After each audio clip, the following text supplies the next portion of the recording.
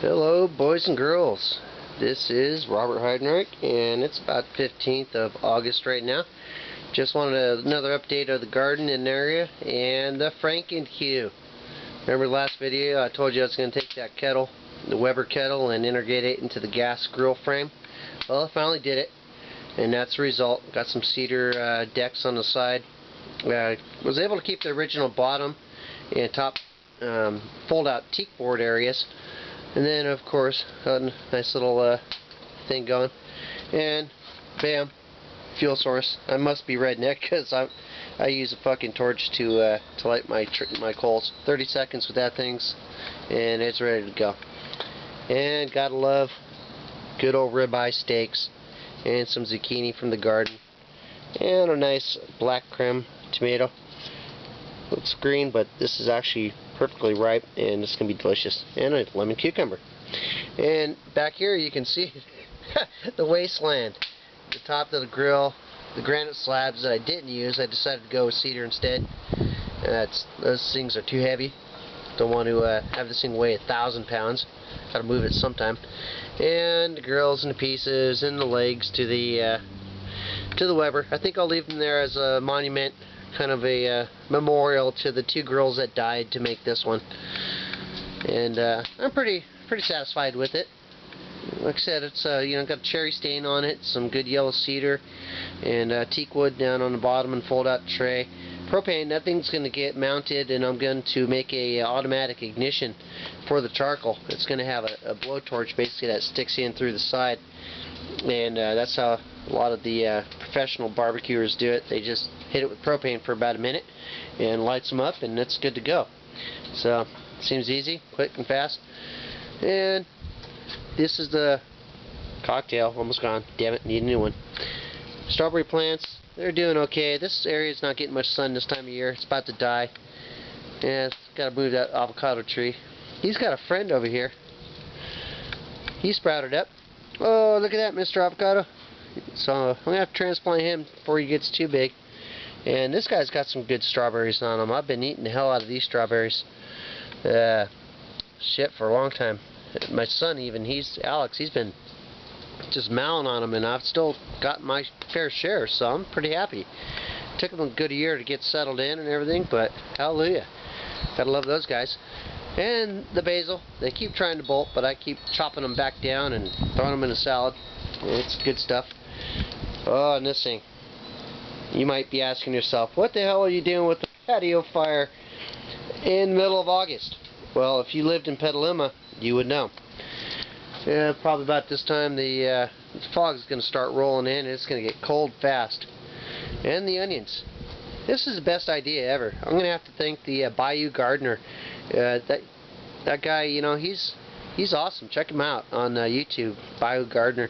And he kind of showed me this trick. And you just basically take the green onions you buy from any supermarket, plant them, then you keep harvesting these tops. Just, once they get nice and tall, whack them off, put them in your salad, cook with them, do whatever you want. They're awesome, and they grow back. And the lemon tree, these guys are starting to get, I don't know if you can see, little lemons on them. So that's cool. Little Meyer lemon tree, he's getting some lemons on him.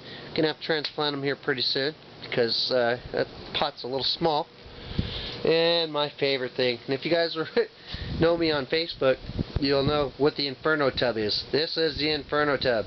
The damn heater stuck on it, and stuck on it, and it was up to 130 degrees the other day. So I unplugged it, let it get back down to 110, and so it's at about 110 right now. And I'm going to soak in him a little bit later with a fire after I eat some of that ribeye and grilled zucchini and all that other good stuff. And yeah, you saw this shit before. It's the grill station. This is a memorial. These are all the tomato plants that my friendly gopher killed. That son of a bitch. I killed quite a few gophers, but you just can't get them all. You can see we live kind of out in the country, and there's more gophers than there are people. I guess they were here first. And then walking into the garden, the red romaines, finally transplanted them. They're doing okay. Potatoes. I had some potato plants that I dug up out of the compost. The gopher killed this one over here, so I harvested them, got a good dinner out of it. He was just a tiny plant, got like 8 potatoes, so I was happy with that. And the good old snow peas, they're doing pretty good, still producing. And some of the late tomatoes that I showed you in the other video, I finally planted them, and they're starting to grow pretty big now and getting ready to flower. The lemon cucumber, oh my god, this thing has turned into a monster. This was just one of those 4-inch pots with 4 plants in it, and look at that. It's fucking huge. I've already taken about 50 lemon cucumbers out of this, given them away, eaten them, pickled them. I'm running out of uses. And the good old tomato plants, what's left of them. You'll see a bunch of bare spots here in a minute because that fucking gopher, he's been pretty industrious. And this guy here, he's got some pretty good sized fruit. They're just now starting to turn, so that's cool. And he was actually killed. That's only like one branch and a little side shoot that's left off of him. That fucking gopher ate the main stalk. He was up to these things right here, up to the supports. He was good 6 feet tall, and he got knocked down, and well, that's what's left, but I'll take it. And yeah, San Francisco fog there in the corner, he's up to 6.5 feet. He's got some good fruit on him too. This guy is a jet setter. You can see all the fruit on him. He's getting ready to start turning. Word to you, and I will never make this mistake again. You see these little tomato plants, and they're called sweet pea currants, and they look so cute. They're fucking worthless. This little son of a bitch, look at the tomatoes on this guy. I am pissed.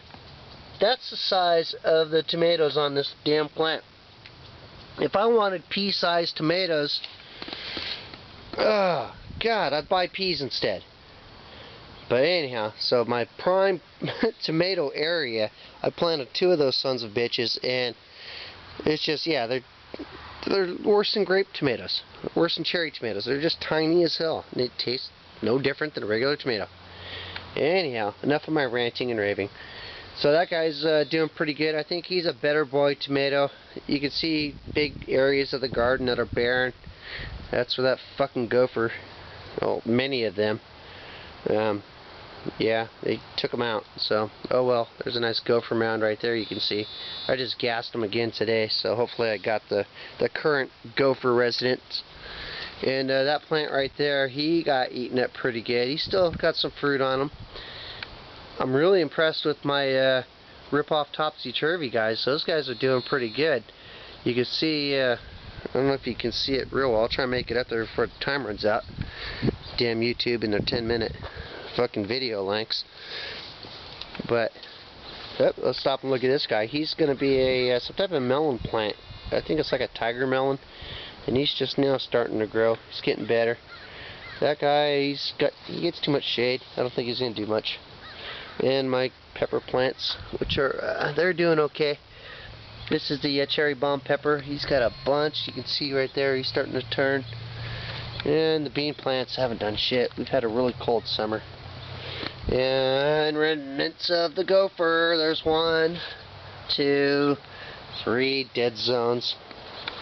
4 dead zones, and all that used to be beans. They're gone. That's squash. That's all that's left of them. And I planted a couple more of these guys over here, but they're, you can see a couple tiny little tomatoes on them. I'll be surprised if I get a couple tomatoes. Whatever. Back to these guys. These are the black currant and pineapple varieties. They're about ready. So those are good. He's been producing a lot. So I'm going to do that again. Next time I'm going to try a tip that I saw on YouTube, which was take the lining of a diaper and wrap it around the root ball. That absorbs water and it's supposed to give it a lot more water. So we'll try that next year and see how it goes. Anyhow, just a quick update, and then a good shout to Robert Heidenreich, who is in Afghanistan. He is our Navy Seabee son. We love you, Rob. God bless. And hot tub and fire and barbecue will be waiting for you when you get back. We love you. And tell your wife to call us sometime. Take care. Bye-bye.